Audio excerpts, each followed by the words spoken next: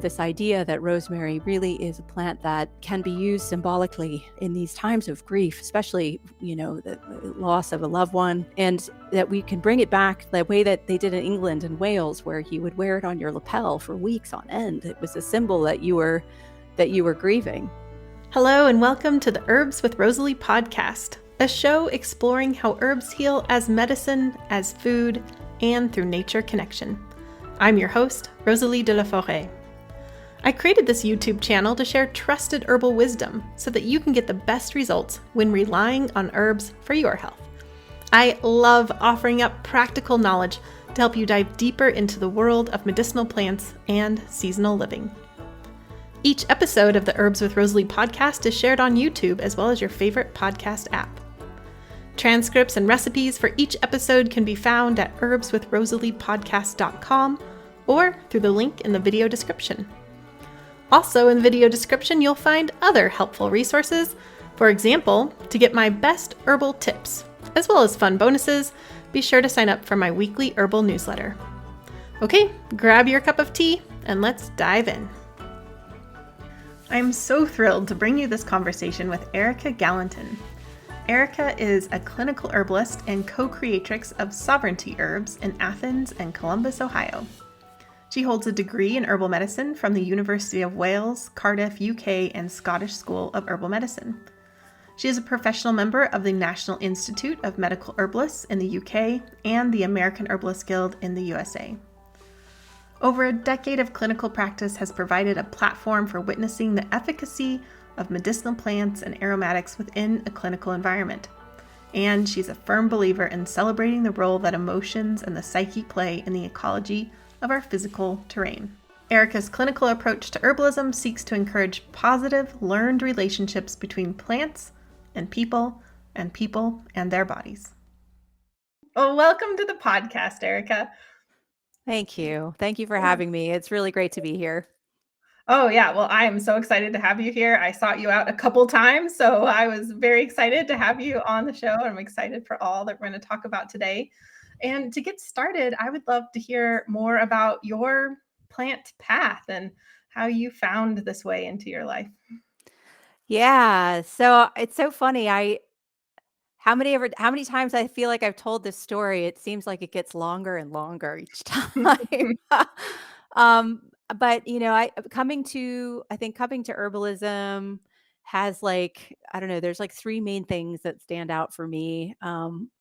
One is I came from a family of doctors and gardeners. So there was growing up, there was a love of medicine, but there was also this love of gardening. And my grandfather in particular, Marshall Guthrie, he was he not only was he an MD, he was also a Rosarian, and he did a lot of testing for Jack and Perkins. Oh, I can't remember the name of the rose growers. Someone could probably correct me on how you say it, but so there was, I think it always kind of, part of me believes that it was sort of a natural generational evolution, that I was going to come to both plants and medicine.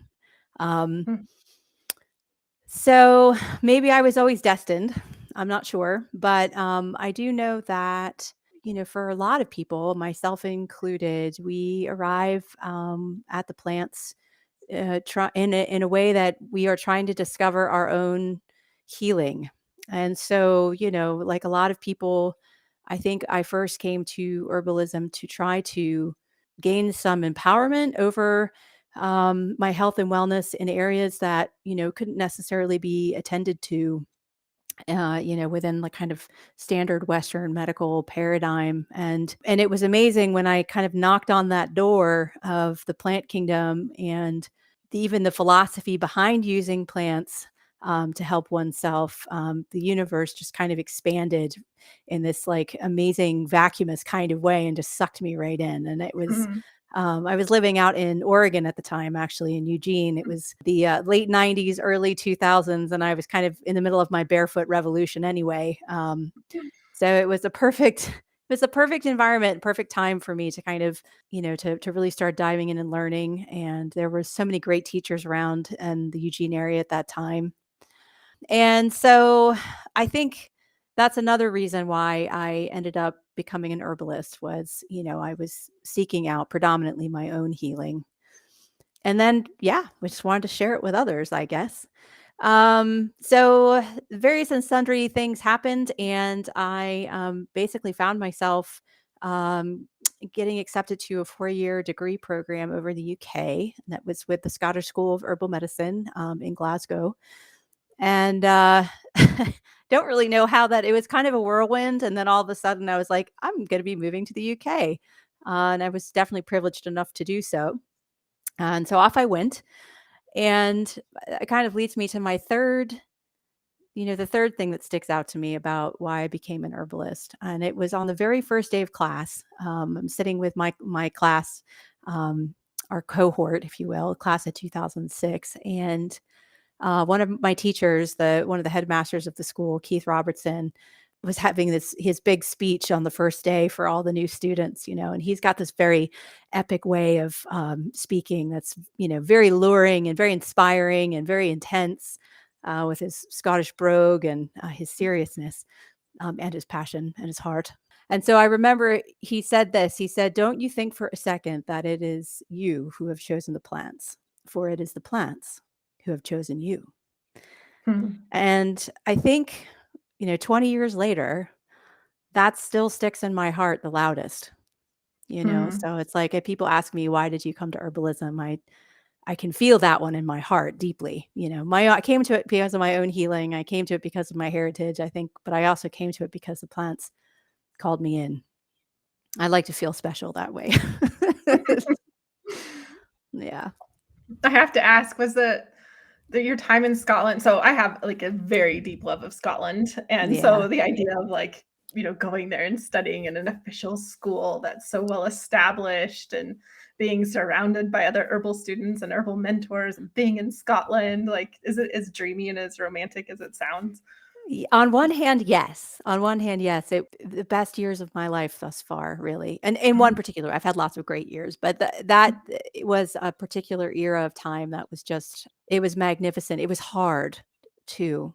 There's something about, going into a 4-year degree herbalism program like that where you kind of go in a bit, it's fantastical and I'm going to be an herbalist and I have this image of and this fantasy of what being an herbalist is all about. And once you get in there, especially that program, which was very difficult, you realize the amount of work you have to do on yourself Mhm. in order to actually be able to learn how to hold space for other people on their healing journey. And so that in itself was very at times eviscerating actually. And I had Hmm. to, it was great because the program was kind of, we had we had someone who did professional development work with us one-on-one throughout the course to help make sure we weren't, going too far afield and that we had support.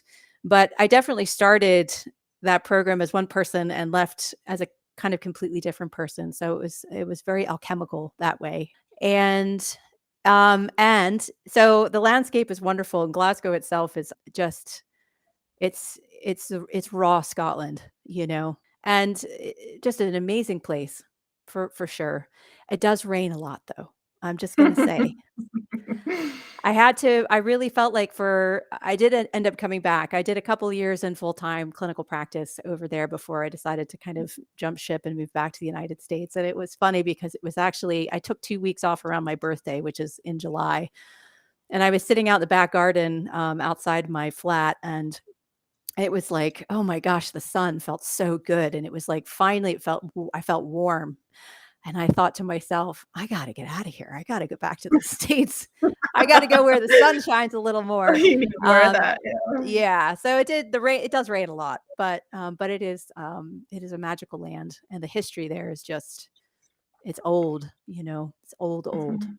So yeah. And that's my half of my family's from there. So it was good to kind of be back in the land of my ancestors for a while, and that felt authentic. Yeah. Yeah. And so correct me if I'm wrong, but it sounds like you felt the calling to be a clinical herbalist early on, which, there's so many different ways to be an herbalist, a community herbalist, home herbalist, gardener, wild crafter. you name it. I don't like to box in the term herbalist, but you felt that calling early on, and you were very serious about going to get the schooling you needed in order to have that Yes, I knowledge. was. Yeah. Yeah, I knew I knew it was my path. I wasn't sure exactly what it was gonna look like or if I was ever actually gonna be able to make a living or anything like that. None of it really mattered. It just kind of I just felt like that was gonna be my role. I was gonna be that person that was going to be working with other people and with the plants and bringing them together in that kind of clinical way. Mhm. Yeah. I'm excited to talk about the ways in which you do that too, because your distillations and your particular classes, like they are very unique in their, presentation and how you weave together the world of herbalism and plants. And so I'm hoping that'll come up naturally. And if it doesn't, I'll start asking questions. But I Great. am excited to hear about rosemary. And Yes.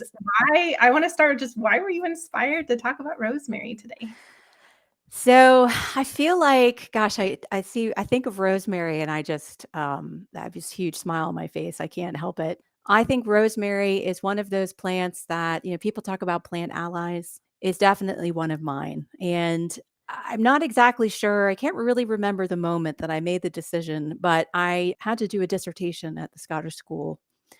And I knew that where my interests were kind of focused were in this crossover between, our emotional realm, or what in Jungian psychology was kind of referred to as the psyche, where that intersects with our physiology and our health and well-being. And this idea that it was becoming very clear to me after sitting in clinic for 4 years as a student that the folks who were showing up there was an enormous amount of intersectionality between what was going on in their emotional lives and in their psyche and what was actually going on in their body. And it's a bidirectional conversation between body and psyche and body. And so I was trying to for tangible ways of kind of bringing more symbolic medicine into this kind of clinical practice. And the way that I was trained to practice was very, we had patients. We could diagnose, treat, and prescribe. Oh my goodness. I could take blood samples and urine samples and put my hands on people. And it's a whole different kettle of fish over there. But I just want to interject just so people know you cannot do that in the United States. you That's why it's a big cannot. deal. Yes, you Yeah. can't. Not as an unlicensed practitioner like I am here yet. So it was very important to me to start to bring a little bit more of the folklore back into that clinical setting. It was and the Scottish School was very supportive of this. It was a wonderful program. It was focused a lot on plant relationships and energetics and kind of it wasn't such a surgical program where it was in surgical, I mean metaphorically, that Mhm. it was open to the different ways of plant wisdom coming into the clinic. And so I wanted to focus on this idea of symbolic medicine or talismanic medicine. And so I decided to look specifically at the grieving process. And this is where rosemary comes in. Because what I was trying to do was at the time, I did this very extensive literature review going into the studies of grief and kind of some of the physiological impacts of grief on the human body. So, how grief can affect the way our body functions. And it almost just kind of came naturally out of just starting to read a little bit more about the grieving process and what was happening in people's bodies. And it was just like rosemary, rosemary, rosemary Mm. just started coming into my mind, into my heart. And so I started looking into rosemary and I started to dive as deep as I could into its folkloric uses and some of its folklore and its origin story is actually kind of really what pulled me in. And so, yeah, maybe I could. Do you mind if I just read you a little bit about this origin story that I found about I'm so rosemary? curious. That was my next question. Like, what is this? Please share. So I found, and there some Greco-Roman scholars argue that the plant that I'm referring to is actually frankincense, but I disagree. It's more likely to be rosemary. But it's a story out of Metamorphosis by Ovid, and so this is what I've written. Ovid writes that the rosemary originated from the metamorphosis of a young girl named Lakotha, daughter of the king of Sparta. Lakotha was loved by the god of the sun, who eventually had an affair with her, as gods back then did.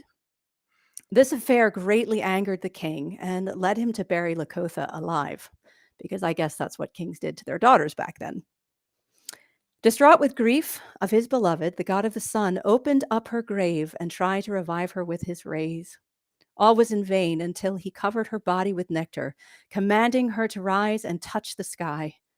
As if by magic, the girl's body dug roots deep into the earth and sprouted a rod that raised its head toward heaven, bearing the fragrance of the nectar that had covered it. Thus, the rosemary was born.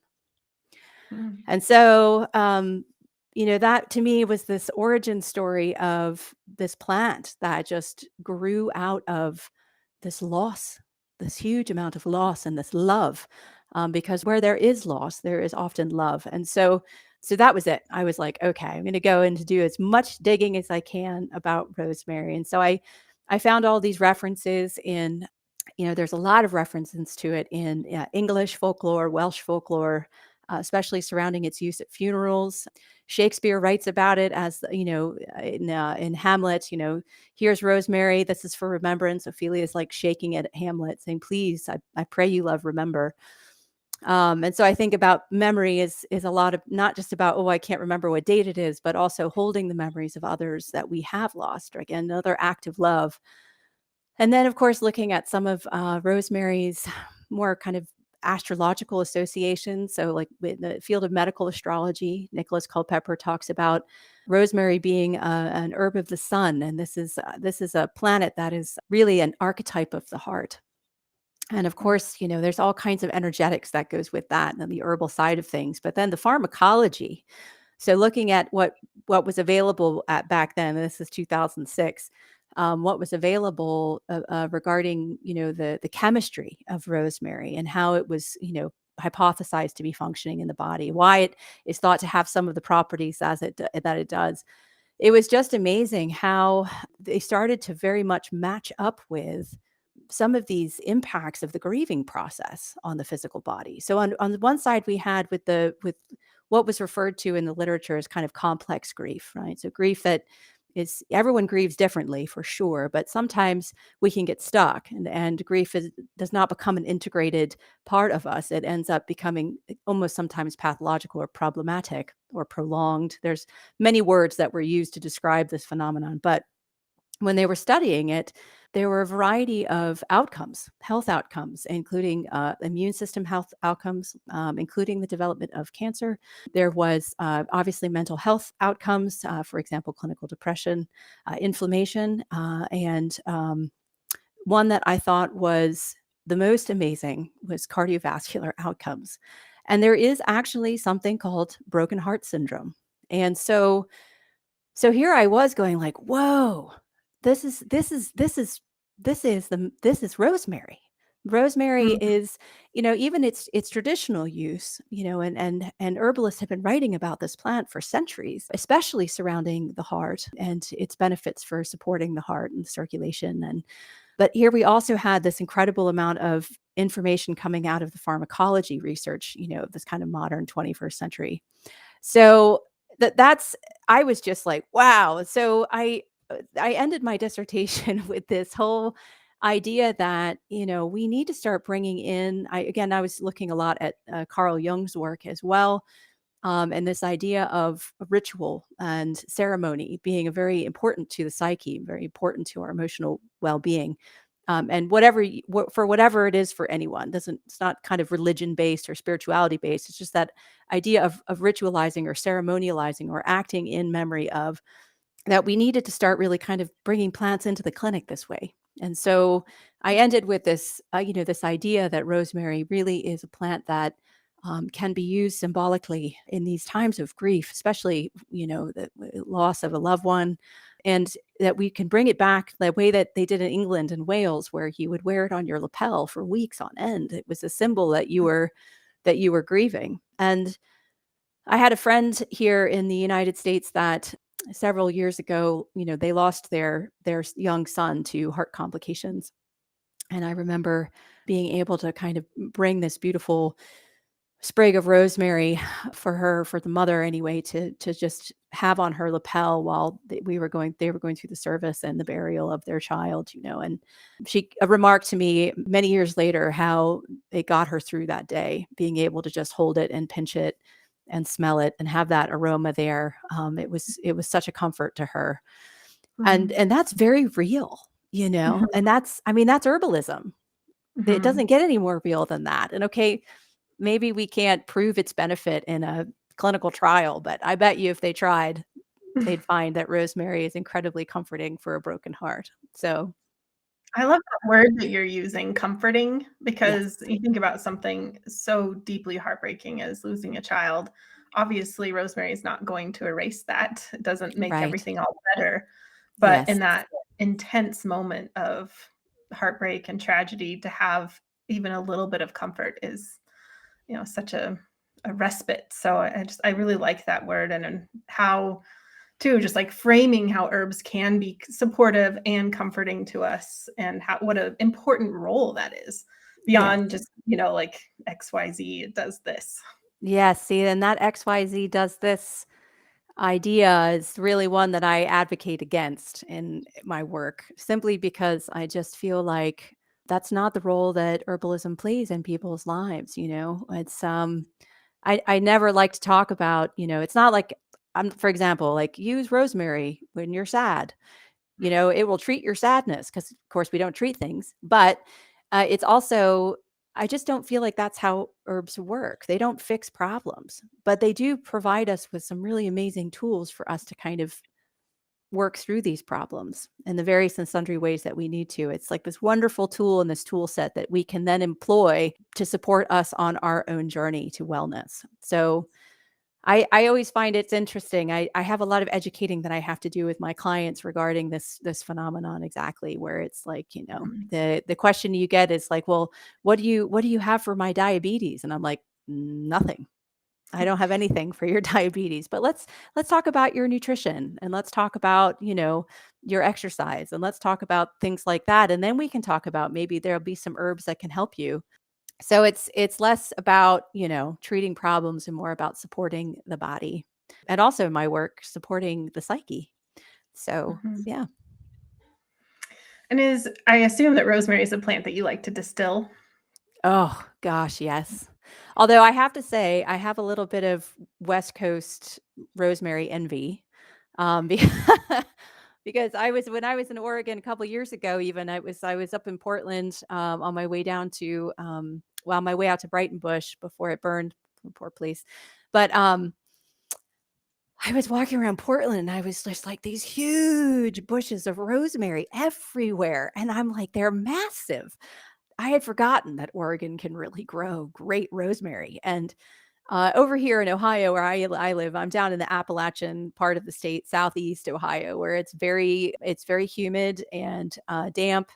There's not a lot of like good airflow, and these are all the things that rosemary doesn't like. So I'm fortunate if I can grow like a tiny rosemary, maybe enough to distill, but it is actually one of my favorite plants to work with that way with the aromatics. Yep. And there's something Mhm. magical actually about the hydrosol, which is because the essential oil it's very cutting. It's like I put my hand on the face of the sun and it's like, ow, wow, that's really cutting. But the hydrosol, it's magical, and in, I think, a lot of ways kind of captures the soul of rosemary, which is actually Mhm. also this dew of the sea, right? This the watery part of the medicine kind of comes out. Or if I can't really call it medicine, but the watery part of that, the plant's prowess, comes out in this hydrosol medium, and it's really something else.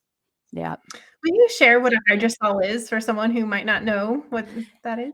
Yeah, sure. So sometimes they're referred to as hydrolats. I've heard, I think there are quite a lot of distillers and aromatherapists that prefer to use the word hydrolat. But basically, or aromatic waters. So basically, it is thought to be the kind of byproduct of the steam distillation of essential oils. And so when you're distilling essential oils, you have a bunch of steam that's pushed through the plant material. It captures all the good smelly stuff and transfers it over to where it then condenses back down into water. And because the essential oil is lipid based, it floats on the top. and it's siphoned off. And then what's left behind is this very beautiful aromatic water that has some of the there's some of the essential oils left in it just naturally, but then there's also some of the water soluble constituents as well that come over. So it's the kind of water portion of the distillation. Yeah. And would you agree with this? Like, they were once very popular. Like, I'm talking like hundreds of years ago. They were like Yes, the thing. And then they kind of fell out of favor for a while. But really, in the past, I don't know, decade, they're really starting to come back. they are. Yes. Yeah. And Mhm. I'd like to credit people like Jeannie Rose and Anne Harmon, and quite a few others, Dan Riegler, who are really kind of at the forefront of, well, and my dear friend Ash Sierra of Ritual Botanica, they're at the forefront of distillation and really bringing distillation into the hands of the people again. And so there are a lot of herbalists that have kind of taken on this really beautiful relationship with plants and focusing on the aromatics and distilling the aromatics off. So I think, it's wonderful to see. It's wonderful that, distillation is becoming a more accessible operation for people. And I think that's part of the reason why we're seeing lots of hydrosols out there now. And they're very versatile, and they're gentle. So, they can be, they're safe, they're gentle, they're versatile. You can use them for aromatherapy, for cosmetics. Depending on how they've been distilled, you can also, you can use them internally, put them into your vodka spritzers. So they're very versatile, very gentle, very lovely. Skincare I think is a big one. So Mhm. yeah. I have them all over my house, and I'm just, all day long, I'll just have little like places where I'll just stop for a moment and spritz, spritz, spritz, and just over my face and body, and it's just a little pick me up and a way to experience the plants and So um, refreshing, isn't it? so So refreshing. refreshing. Yep. And it's like it gives you that second to just like stop and Mhm, breathe and feel refreshed in like a way that I don't feel like essential oils can go there. I feel like, mhm, I think that, working with essential oils like that can be very refreshing, but there's something about spritzing a hydrosol around your head and your face, just really breathing it in and breathing it out, and then, okay, moving on. There's something really nice about that pause that they create. Yeah. So you like to distill rosemary. What other ways do you like to work with rosemary medicines? Yeah. So one of my favorite preparations is the rosemary cordial. And cordials are really interesting because they're very old timey. Nicholas Culpeper talks about them a lot, so I'm bringing him back in. And and then of course my dear friend and colleague Teresa Broadwin, she does a lot of stuff with cordials and elixirs. This is really emotional heart. This is an emotional heart sort of preparation, and it's usually with plants that have aromatics and are really, best formulated, I think, with plants that are heart centered. So a lot of people like to use rose and hawthorn, and of course, here I am talking about rosemary. It's a really, really wonderful one. And in particular, the flowers, which I don't know how to explain it, but there's something very, just the vibration is very different. But you can use either leaves or the flowers, or you could use both.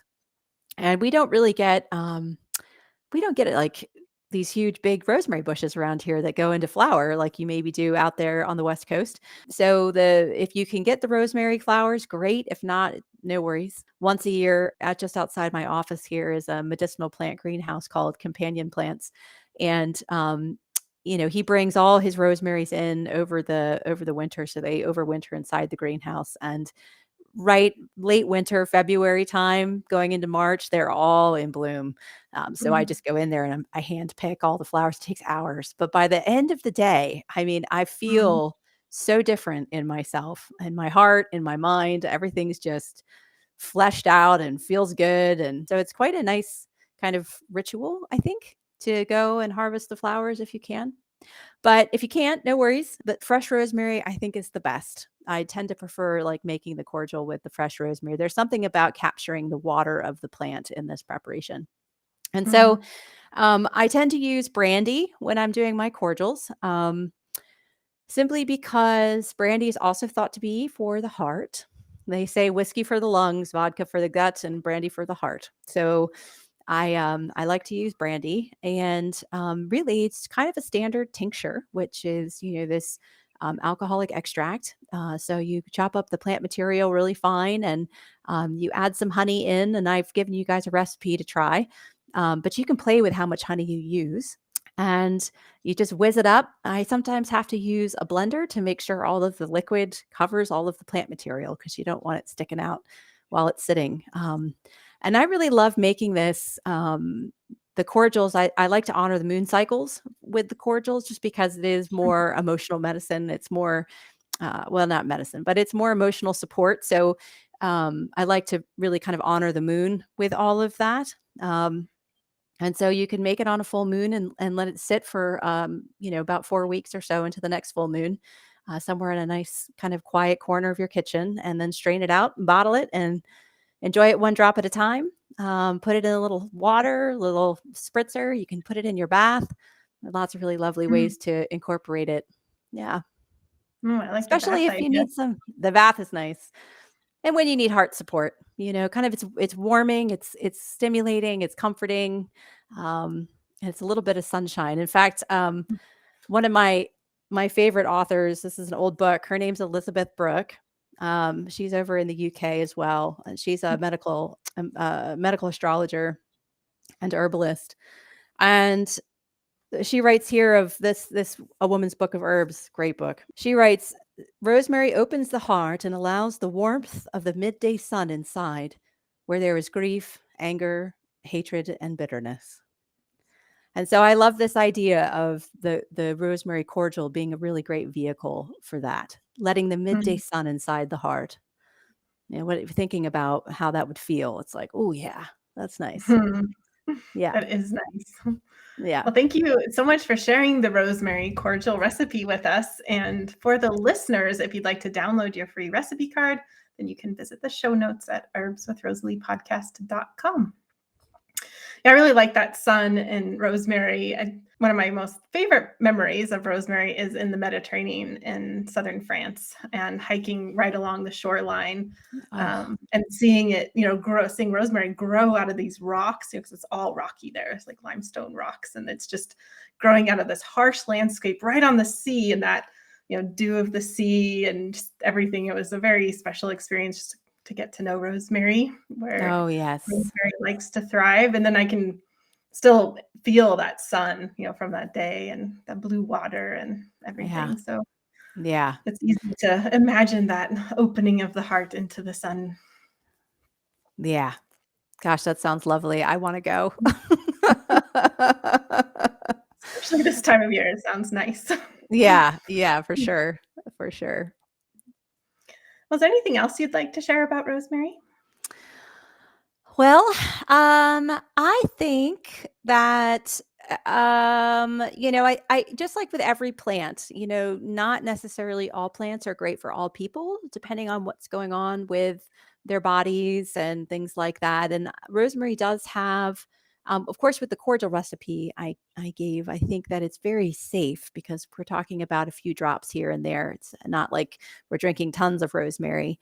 But there just is a general caution, if if you have high blood pressure, that it's a plant that you should probably do a little bit of research about before you start using it extensively.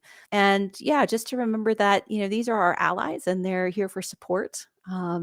They're tools to support us in our own work, and they aren't necessarily going to fix things for us. So just to kind of remember that, it's just as important. Yeah. Mhm. I feel like rosemary is just an incredibly popular herb, and has been a surprise to me. Like, just my students have choose rosemary as their plant ally, in very, in large numbers. It's probably one of the most popular plant allies. And you will be the third person to talk about rosemary on my podcast, which Wow. I love. Yeah, I love that. Sometimes I have guests say like, "Oh, can I talk about a plant someone already talked about?" Yes, please do, because we all have our different relationships with the plants and different things we bring in. And you are the third person to talk about rosemary, and the first one to bring up grief. and you brought it in such a major way. So there's this whole other avenue of working with and understanding the gifts of rosemary. So thank you for bringing that in. Yeah, thank you. I mean, it seems like such a plant for these times, Mm-hmm. Yeah.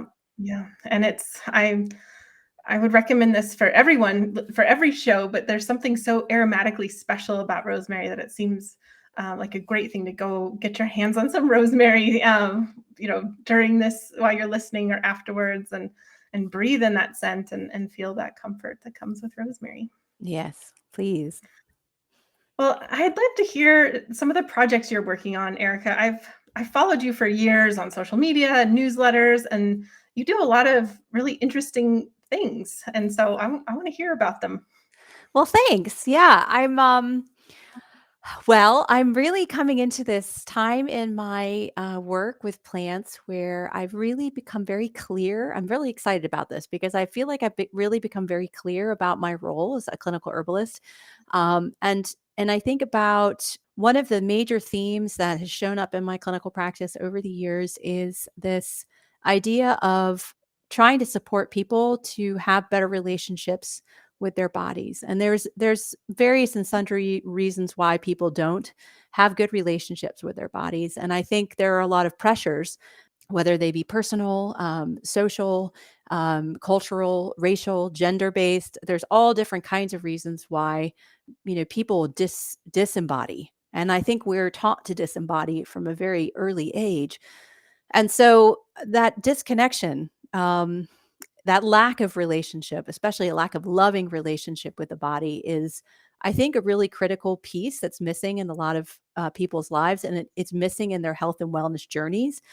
And so, being able to be there to hold space for people as they kind of walk this path back into being in loving relationship with the body, that's really kind of where I think my work with the herbs shines. I talk about taking herbs and working with herbs are, these sort of like daily acts of self-empathy.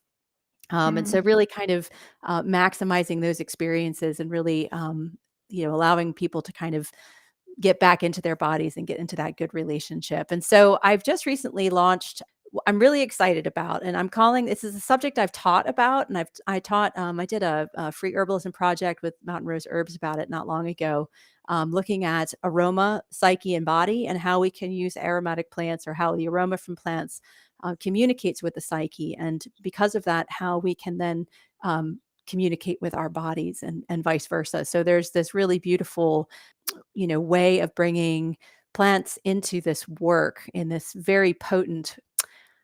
really potent discussion between the psyche and the body. And so, so these aroma, psyche, and body sessions, it's kind of a new thing, is really just an opportunity for people to explore, especially folks who are kind of stuck in their health and wellness, who really are needing a sounding board, to kind of say, okay, this is where I am and this is where I want to be. What are some good ideas about how I can get there? And we talk about different layers and different aspects of that person's wellness experience.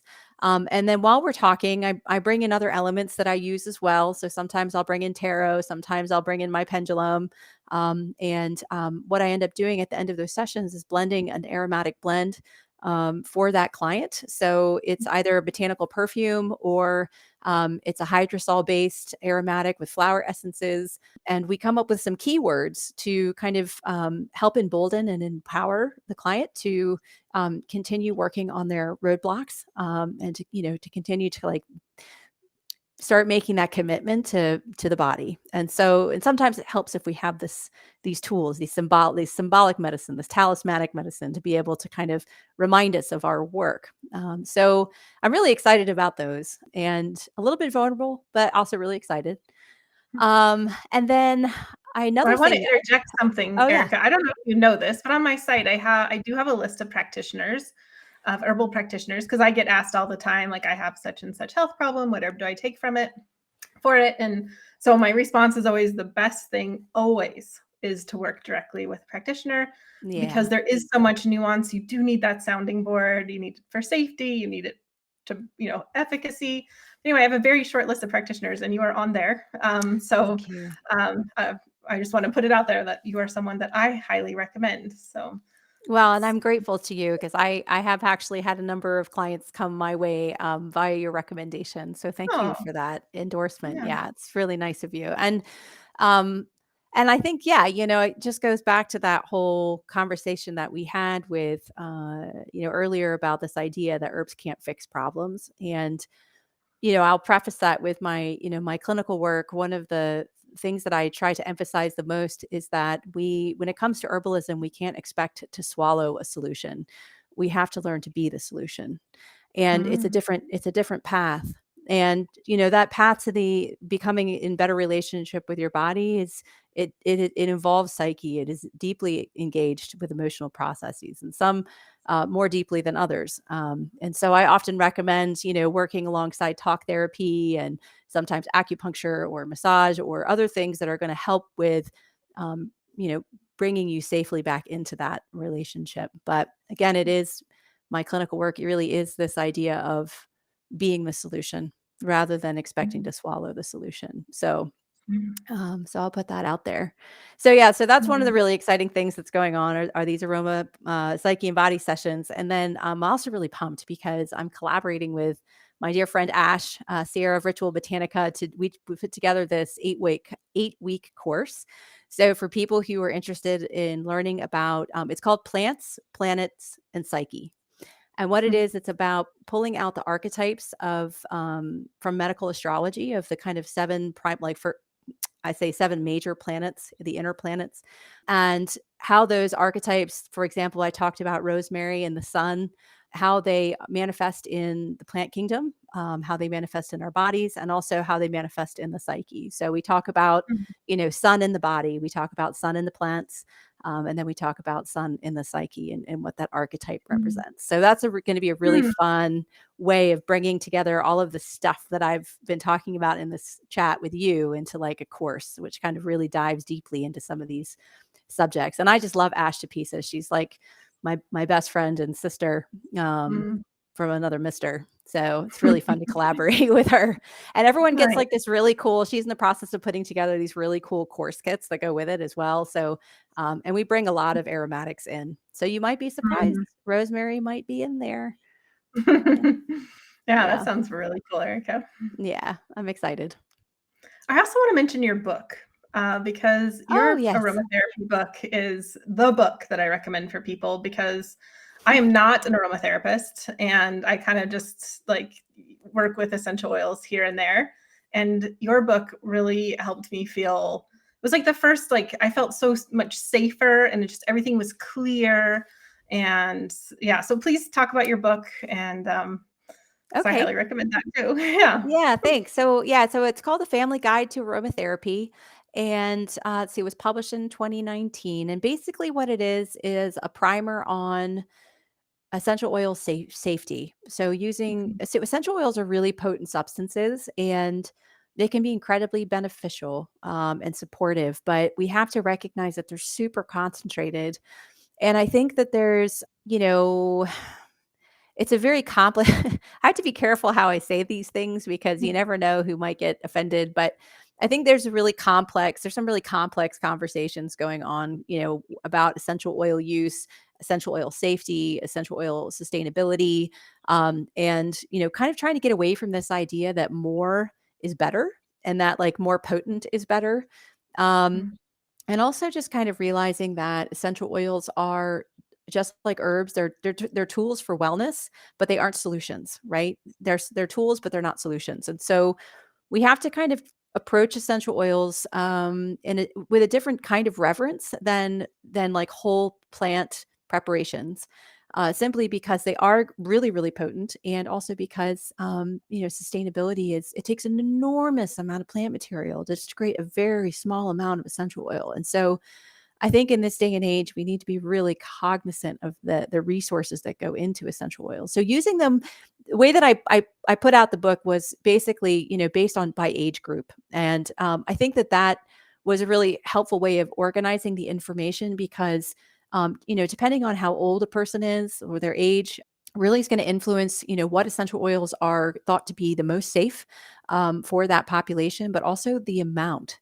So I've kind of went through and broke it down from very, very young to, the elderly. And it was really more collecting the information from essential oil safety experts that are out there and consolidating it into a digestible format. So Mhm. that's kind of what I attempted to do. I hopefully succeeded.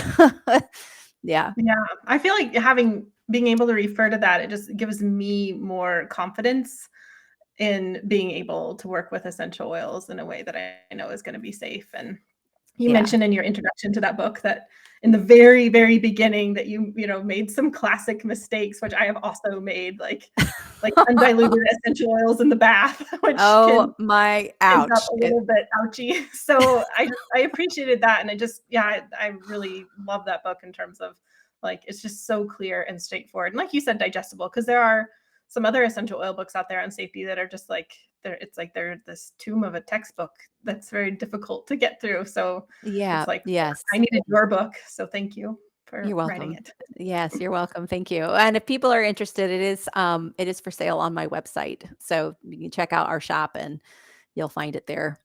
And Great, if you can get it anywhere, you can get it on Amazon too, but if you buy it through my website, I sign it. So that's extra special. nice, Yeah. extra special. Yeah. Well, before we go, I have a question I'm asking everybody in season 3, and that is what's new in your life about herbs right now? Right now, well, I wouldn't say it's exactly new, but it's more kind of like my seasonal focus. So I've been really trying to practice tree bark identification.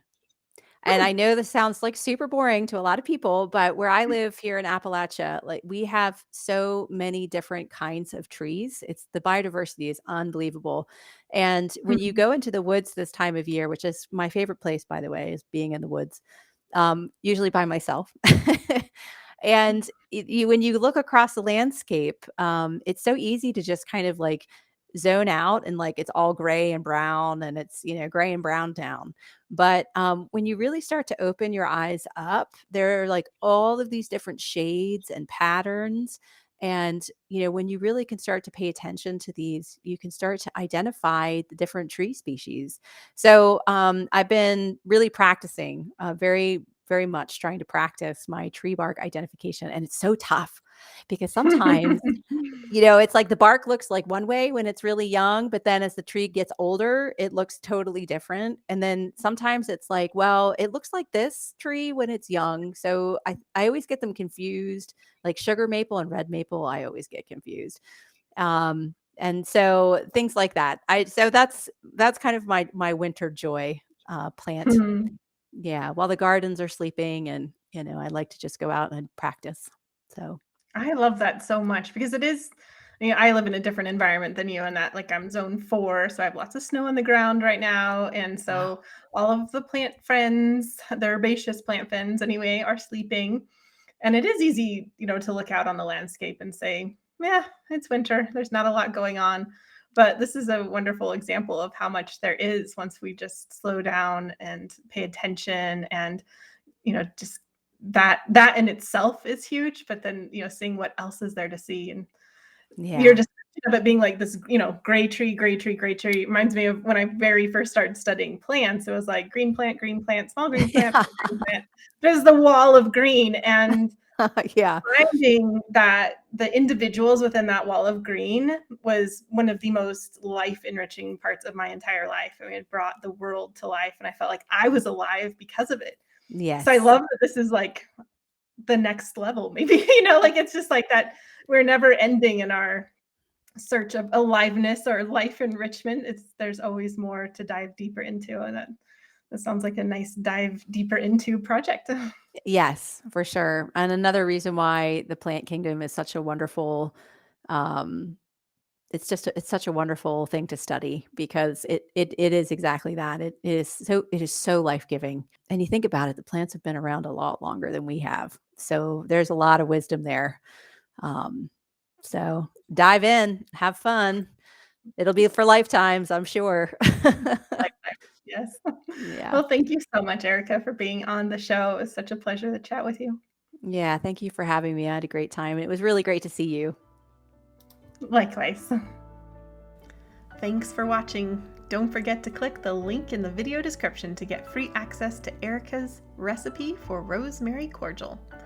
Also available are the complete show notes, including the transcript. You can also visit Erika directly at sovereigntyherbs.com. If you enjoyed this interview, then before you go, be sure to click the subscribe button so that you'll be the first to get my new videos, including interviews like this. I'd also love to hear your comments about this interview and this lovely aromatic plant.